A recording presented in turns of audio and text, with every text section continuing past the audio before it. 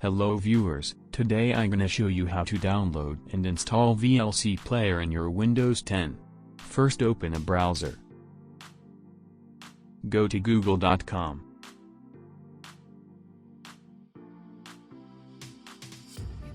Search VLC player.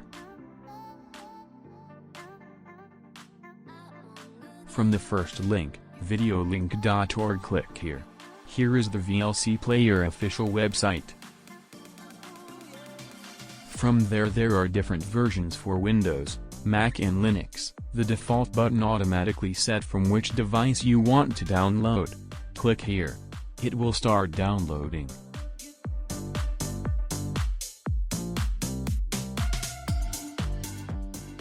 Download started.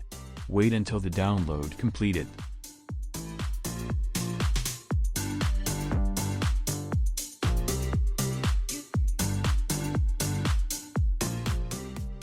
So my download has completed. Right-click and show in folder. Here is your downloaded file. Double-click to install. Click Next. Next. Next.